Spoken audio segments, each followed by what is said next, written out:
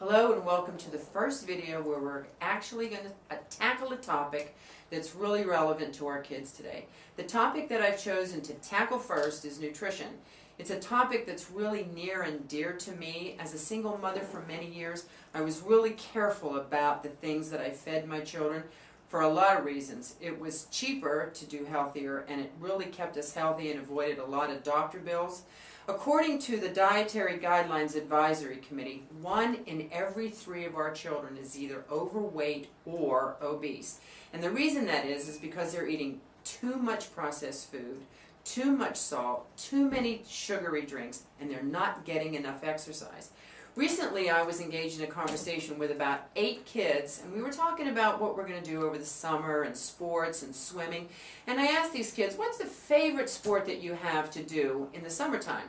3 out of 8 of the young children that I was talking to told me their favorite sport this summer would be the we. Not the we in you and I, the we in W-I-I. You know, I'm not really sure when summertime fun, running around, enjoying the sunshine, playing hard, getting good exercise, morphed into calling the we a sport. But I think it's a very, very dangerous precedent that we're setting. Even though we live in really, really busy times, and it's hard to plan, and it's hard to think about home-cooked meals and unprocessed food, every time I'm in a conversation with parents, the one thing I hear is, it's just too hard. I'm too busy to cook every night. And we accept that as a fact, that it's too hard, that you're too busy, that it's not as easy as it really truly is to make sure that your children are getting unprocessed food and that they're looking at a healthy lunchbox every day when they go to school. I beg to disagree with the naysayers that say this is too difficult.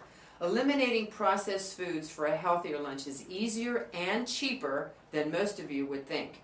Do you know how easy it is to make a Lunchable, those fantastic things that your kids love? Make it at home with fresh meat that you have left over from, say, a chicken, or even if you go to the grocery store and buy a roaster that's already cooked, you can make a Lunchable on a skewer with cheese and pineapple bits and a nice cup of yogurt and an apple. What a great healthy lunchbox that you can put together for your children.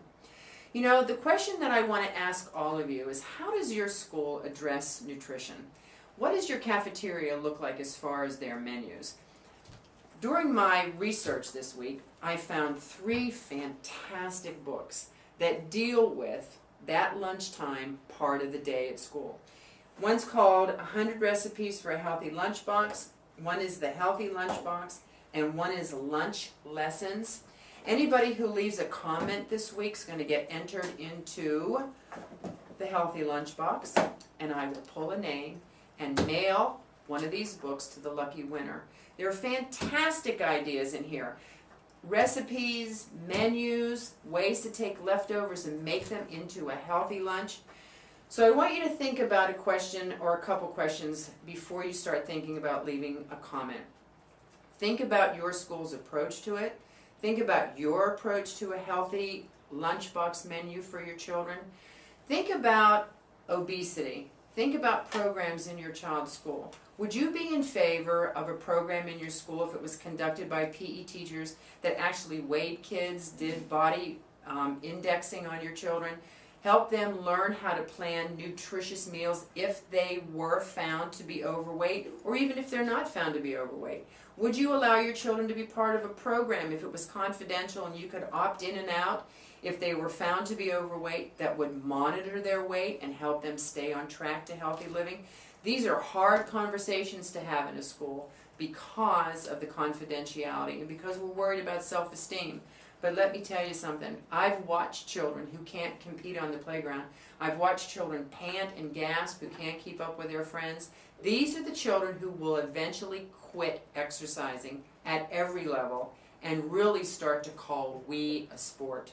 So please, let's link up. Let's have a courageous conversation about how risky we are ready to be to bring nutrition into the schools so that we are not a generation that outlives our children. Join me and let's link up for healthy nutrition.